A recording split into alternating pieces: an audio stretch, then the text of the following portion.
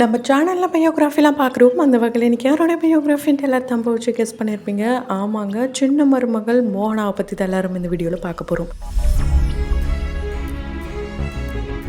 இவங்கள பற்றி பார்க்குறதுக்கு முன்னாடி இது வரைக்கும் யாரெல்லாம் நம்ம சின்ன சமூகம் சேனலை சப்ஸ்கிரைப் பண்ணலையோ அவங்க எல்லாரும் மறக்காமல் சப்ஸ்கிரைப் பண்ணிவிட்டு பக்கத்தில் இருக்க பெல் ஐக்கனையும் மறக்காமல் ப்ரெஸ் பண்ணிடுங்க. சின்ன மருமகள் சீரியல் கொஞ்சம் இன்ட்ரெஸ்டிங்காக போயிட்டுருக்குன்னே சொல்லலாம். இப்போது மாமியார் தான் மருமகளை காப்பாற்றிட்டு இருக்காங்க. சொல்லப்போனால் சீரியல் எடுத்துக்கிட்டோன்னா மாமியார் மருமகளை எப்படி போட்டு தள்ளலாம், எப்படி பழி வாங்கலாம், இப்படியான விஷயங்கள் தான் இப்போ இருக்கிற சீரியலில் போயிட்டுருக்கு. இந்த நிலையில் ஹீரோயினுக்கு சப்போர்ட் பண்ணுற மாதிரியான மாமியார் தான் மோகனா அப்படின்ற கேரக்டர் பண்ணுறவங்க. கண்டிப்பாக இந்த கேரக்டர் பார்க்கும் போதே ஒரு பாசிட்டிவ் எனர்ஜி கிடைக்கும். அந்த அளவுக்கு ஒரு சாந்தமான முகம் அண்ட் அது மட்டும் இல்லாமல் ரொம்பவே சாந்தமான பேச்சு. இவங்களுடைய ஆக்டிங்கே கொஞ்சம் டிஃப்ரெண்ட்டாக இருக்குன்னே சொல்லலாம். மினிஸ்டருடைய ஒய்ஃபாக நடிக்கிறது கொஞ்சம் கெத்தாக இருக்குது அப்படின்னு கூட சமீபத்தில் இவங்க சொல்லியிருக்காங்க. ஸோ மினிஸ்டருடைய மனைவியாக சின்ன மருமகள் சீரியலில் செம்மையாக கலக்கிட்டு வராங்க மோகனார் கேரக்டர் பண்ணுறவங்க. இவங்கள நமக்கு மோகனாவா சின்ன மருமகள் மூலிமா தெரியும். ஆனால் இவங்களுடைய ரியல் நேம் அண்ட் ரியலாக இவங்க எப்படிப்பட்டவங்க அப்படின்னு கேட்டிங்கன்னா ரொம்ப ரொம்ப ரொம்ப ஜாலி பர்சன், ரொம்பவே ஸ்போர்ட்டிவான பர்சன். எல்லாருக்கிட்டையும்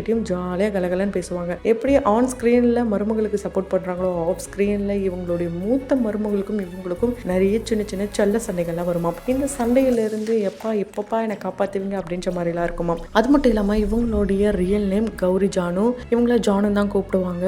இவங்களுடைய அந்த ஸ்பாட்டில் இருக்கும் போது இவங்களுடைய பெரிய மருமகள் இவங்களை கிண்டல் பண்ணுவாங்களாம், வம்பு இழுப்பாங்களாம், ஏதாவது பின்னாடி பண்ணிக்கிட்டே இருப்பாங்களாம். இவங்களால எதுவுமே ரியாக்ட் பண்ண முடியாதாம். அதனால் டைரக்டர் ஷார்ட் முடிஞ்சதும் என்ன ஜானு இதெல்லாம் அப்படிலாம் இவங்கள தான் கேட்பாராம். ஸோ அந்த அளவுக்கு இவங்க ஒரு ஃபன்னான பர்சனாங்க. ஆனால் சீரியலில் பார்க்குறதுக்கு அப்படியே உல்ட்டாவாக தான் இருக்காங்க. இவங்க பிறந்தது வளர்ந்தது இப்படி எல்லாமே கரூர் தான். பக்காவான தமிழ் ஆக்ட்ரஸ் தான் இவங்க நடிகை ஆகிறதுக்கு முன்னாடியே ஆங்கராக தான் வேலை பார்த்துருக்காங்க. கரூரில் ஒரு சின்ன ஒரு ஆஃபீஸில் போயிட்டு ரிசப்ஷனிஸ்டாக இவங்க ஸ்டார்ட் பண்ணியிருக்காங்க. இவங்களுக்குள்ளேயும் நம்ம மீடியாவுக்கு போகணும் அப்படின்ற ஆசை இருந்திருக்கு. ஆனால் எப்படி போகணும், என்ன பண்ணணும் அப்படிலாம் எதுவுமே தெரியலாம். இவங்க 5ஆம் வகுப்பு படிக்கும் போது பார்த்தீங்கன்னா பக்கத்து வீட்டில் பெப்சி உமா இந்த ஷோ தான் போயிட்டு இருக்குமாம். அவங்கள பார்க்கும் போதெல்லாம் இவங்க எப்படி இந்த டிவிக்குள்ளே போனாங்க, ஒருவேளை நீங்கள் தான் கூப்பிட்டு போய் இந்த டிவிக்குள்ளே விட்டீங்களா, அவங்களுக்கு எப்படி சாப்பாடு கொடுப்பீங்க, அங்கேயே தூங்கிடுவாங்களா, இது போல் சில்லித்தனமான கேள்விகள்லாம் அந்த பக்கத்து வீட்டுக்காரங்களே கேட்டிருக்காங்களாம். இவங்களுடைய அப்பா அம்மா ரொம்பவே ஸ்ட்ரிக்டான பர்சனாங்க. அதனால டிவி கூட பக்கத்து வீட்டில் போய் பார்க்கக்கூடாதாம், ரோட்டில் நின்று யாரையும் வேடிக்கை பார்க்கக்கூடாதாம், வீட்டுக்குள்ளே இருந்தே கேட்கணுமாம். இதே மாதிரி ரோட்டில் ஏதாவது கச்சேரி ஏதாவது பண்ணுறாங்கன்னா பாடல் தானே, நீ காது வழியாக வீட்டிலேருந்தே கேளு அப்படின்னு சொல்லுவாங்களாம். அந்த மாதிரி குடும்பத்தில் இருந்து வந்த இவங்க இப்போ சின்ன திரையை கலக்குன்னு கலக்கிட்டு வராங்கன்னு சொல்லலாம். ஏன்னா என்னதான் பாசிட்டிவான ரோலில் சின்ன மருமகள் சீரியலில் நடித்தாலும் வில்லியா தேவியானி அவர்களுக்கே நடிச்சிட்டாங்க. ஆமாங்க, புது புது அர்த்தங்கள். இந்த சீரியலில் பார்த்தீங்கன்னா பக்காவான வில்லியா வந்திருப்பாங்க தேவியானி அவர்களுக்கு. இந்த சீரியலில் ஏன் இப்படி பண்ணுறாங்க தேவியானி மேம், ப்ளீஸ் விட்டுருங்க அப்படின்னு சொல்கிற அளவுக்கு தான் இந்த ரோலும் இருக்கும். கண்டிப்பாக எல்லாருமே நோட்டீஸ் பண்ணியிருப்பீங்க. இருந்தாலும் நோட்டபிள் கேரக்டராக சின்ன மருமகள் தான் பேசும் பொருளாக மாறி இருக்கு. இவங்களுடைய அந்த ஆக்சசரியாக இருக்கட்டும், இவங்களுடைய பேச்சு, இவங்களுடைய சிரிப்பு எல்லாமே சட்டில்டாக இருக்கிறதுனால பார்க்குறதுக்கே ஒரு கடவுள் மாதிரி இருக்காங்க அப்படின்லாம் கூட நிறைய பேர் இவங்களை சொல்கிறாங்க. இவங்களுடைய ரியல் வாய்ஸ் பார்த்திங்கன்னா ரொம்ப ரொம்ப சின்ன பொண்ணு மாதிரி இருக்கும், ரொம்ப ஃபன்னாகவும் இருக்கும், நல்லா ஜாலியாக பேசுவாங்க. அது மட்டும் கிடையாதுங்க, இவங்களுக்கு 16 வயசுல திருமணம் ஆயிடுச்சாம். எப்படி அப்பா அம்மா கிழிச்ச கோட்டை தாண்ட மாட்டாங்களோ அந்த மாதிரி தான் இவங்களுடைய திருமண வாழ்க்கையும் நடந்ததாம். 16 வயசுல திருமணம் அப்படின்னு சொல்லும் போது ரொம்பவே பயந்துட்டாங்களாம், அழுதாங்களாம், கெஞ்சினாங்களாம், கதறினாங்களாம். இந்த சீரியல்ல தான் 16 வயசு பொண்ணு திருமணம் பண்ண போறாங்க, ஏன் சின்ன பொண்ணுக்கு கல்யாணம், இப்படியெல்லாம் போராடி அந்த பொண்ணுக்கு 18 வயசு ஆகிற வரைக்கும் வெயிட் பண்ணி திருமணம் பண்ணியிருப்பாங்க. ஆனா ரியல் லைஃப்ல இவங்களுக்கு இந்த அநீதி நடந்திருக்கு அப்படின்றத இவங்களே சொல்லியிருக்காங்க. அம்மா அப்பா பேச்சை நாங்க கேட்டுட்டோம், ஆனா இப்போ கொஞ்சம் வருத்தமாகவும் தான் இருக்கு அப்படின்ட்டு சமீபத்தில் கூட ஒரு இன்டர்வியூல சொல்லியிருப்பாங்க. ஸோ 16 வயசுல திருமணம், 2 பிள்ளைங்க. இப்போ அவங்க கூட சேர்ந்து ட்ரைவ் பண்ணும்போது கார்ல ரீல்ஸ் பண்ற விதமாக இருக்கட்டும், ஒரு ஃபன் பர்சனாக வளம் வந்துட்டு இருக்காங்க. ஸோ இவங்க மேரேஜுக்கு அப்புறம் தான் இவங்களுடைய கெரியரே ஸ்டார்ட் பண்ணாங்கன்னே சொல்லலாம். அதுக்கப்புறம் தான் வேலைக்கு போக ஆரம்பிச்சிருக்காங்க. ஒரு சின்ன லோக்கல் டிவி சேனலில் பார்த்தீங்கன்னா இவங்க ரிசப்ஷனிஸ்டாக போனாங்களாம். அப்போ ரொம்ப ரொம்ப அழகாக இருப்பாங்களாம். அப்போ பார்த்துட்டு நீ இத்தனை நாளாக பார்த்துட்டு இருக்கலாமா, ஒரு ஆங்கர் வரல, நீ பண்ணுறியா அங்கே இருக்கிறவங்க கேட்டாங்களாம். சரி ட்ரை பண்ணுவோம், கிடைச்ச வாய்ப்பை ஏன் நம்ம மிஸ் பண்ணணும் அப்படின்ட்டு இவங்க சும்மா தான் ட்ரை பண்ணியிருக்காங்க. ஆனால் எப்போவுமே 1 hour போகிற லைவ் ஷோ, இவங்க பண்ண லைவ் ஷோவை பார்த்துட்டு கிட்டத்தட்ட 2 மணி நேரம் போயிடுச்சோம். அந்த டைமில் அவங்களுக்கு அங்கே ஸ்பான்சர்லாம் வேறு வந்திருந்தாங்களாம். இவங்க தான் இனிமேல் இந்த லைவ் ஷோவை பண்ணணும்ன்ட்டு வந்தவங்களும் அந்த கம்பெனிக்கு ஆர்டர் போட்டு போயிட்டாங்களாம். ஸோ இப்படி தான் இவங்களுடைய கெரியர் ஸ்டார்ட் ஆயிருக்கு.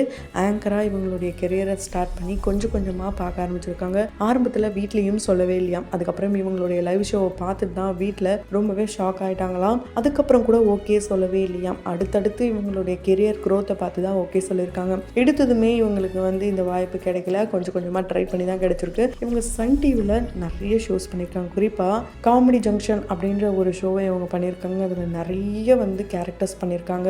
இவங்களுடைய அந்த மடிப்பு சேலையாக இருக்கட்டும், கொங்கு தமிழாக இருக்கட்டும், எல்லாமே சூப்பராக இருக்கும். இவங்களுடைய இன்டர்வியூஸில் கூட கொங்கு தமிழை பேசி காட்டுங்க அப்படின்னு தான் சொல்லுவாங்க. இவங்களுடைய ஸ்பெஷாலிட்டி அதுதான். எந்த ஒரு ரோல் கொடுத்தாலும் ரொம்ப சூப்பராகவே நடிப்பாங்க. இவங்களுக்கு ஃப்யூச்சரில் ஒரு ஃபன்னான ஒரு கேரக்டர் பண்ணுமாம். அதாவது ஆச்சி அம்மா மாதிரி வரணுமாம், கோவை சரளாக்கா மாதிரி வரணும்ன்ட்டு இவங்களே ஒரு இன்டர்வியூவில் சொல்லியிருக்காங்க. ஸோ அந்த மாதிரி தான் இவங்களுடைய லைஃப்லேயும் ஒரு ஜாலி டைப்பாம். ஆனால் சீரியல் எடுத்துக்கிட்டோன்னா வில்லு கேரக்டர் கொடுக்குறாங்க அண்ட் ரொம்ப அமைதியான கேரக்டர் கொடுக்குறாங்களாம். இது எல்லாமே சேலஞ்சிங்காக இருக்காம். அண்ட் இவங்க கட்டுற சாரிக்கே தனி ஃபேன் ஃபாலோவர்ஸ் இருக்காங்கன்னே சொல்லலாம். அதெல்லாம் பார்க்கும்போது கிட்டத்தட்ட 1000 ரூபாய், 1500, 2000, 3000 அந்த ரேஞ்சில் இருக்கும். அப்படின்னு பார்த்தா 200 ரூபாய், 300 ரூபாய், 100 ரூபாய் சாரிலாம் கூட இவங்க கட்டுறாங்களாம். ஆனால் அதுக்கேற்ற ப்ளவுஸ் ஸ்டிச்சிங்கே பார்த்தீங்கன்னா 800 ரூபாய், 1000 ரூபாய். ஸோ மிக்ஸ் மேட்ச் பண்ணி போடுறதுனால இவங்களுடைய காஸ்டியூமும் கொஞ்சம் வித்தியாசமாக தான் இருக்குது. நிறைய பேர் இவங்களுடைய சாரீ கலெக்ஷன்ஸ்லாம் கூட கேட்டுட்ருக்காங்க. அந்த அளவுக்கு வெரைட்டியாக வச்சுருக்காங்க சாரீஸ். இவங்களுக்கு நிறைய செலிப்ரிட்டிஸ் ரொம்ப ரொம்ப பிடிக்குங்க. அவங்க கூட நின்று ஃபோட்டோ எடுக்கிறதா இருக்கட்டும்.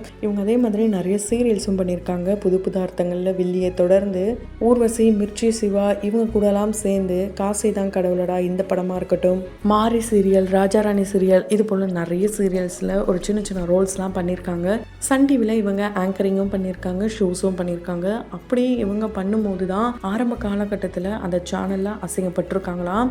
அதாவது இவங்க போயிட்டு மேக்கப்லாம் போட்டுகிட்டே இருக்கும்போது அங்கே இவங்களுடைய ஹேர் ஸ்டைலிஸ்ட்டை பார்த்துட்டு கேட்டாங்களாம், யார் இவங்களுக்குலாம் எதுக்கு இதெல்லாம் பண்ணுறீங்க, இன்னைக்கு வர வேண்டியவங்க எங்கே வரல அப்படின்னு கேட்டப்போ தான் அங்கே இருக்கிறவங்க ரொம்பவே ஷாக் ஆகிட்டாங்க. இப்போ இவங்க யாருன்ட்டு இவங்களே அழ ஆரம்பிச்சிட்டாங்களாம். இவங்களை அசிங்கப்படுத்தி அனுப்பிச்சிட்டாங்களாம். கிட்டத்தட்ட 2-3 நாளைக்கு அப்புறமா இவங்களை டைரெக்டாக கால் பண்ணாங்க. யார் இவங்களை அசிங்கமாக திட்டி அனுப்பிச்சாங்களோ அவங்களே இவங்களுக்கு கால் பண்ணியிருக்காங்க. அண்டு கால் பண்ணி நீங்கள் தான் இந்த ஷோவாக பண்ணணும் அப்படின்னு சொல்லி தான் இவங்களுக்கு அந்த காமெடி ஜங்ஷன் இந்த ஷோவே கிடச்சிது. நிறைய சீரியலும் இவங்க அந்த சேனலில் பண்ணியிருக்காங்க.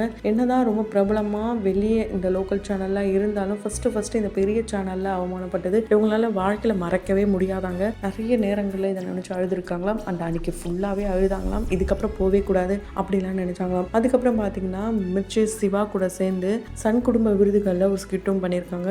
சீரியலில் ஸ்கூப் பண்ணியிருப்பாங்க. இதை பார்த்துட்டு உங்களுக்கு உடம்பே சரியில்லையாங்க.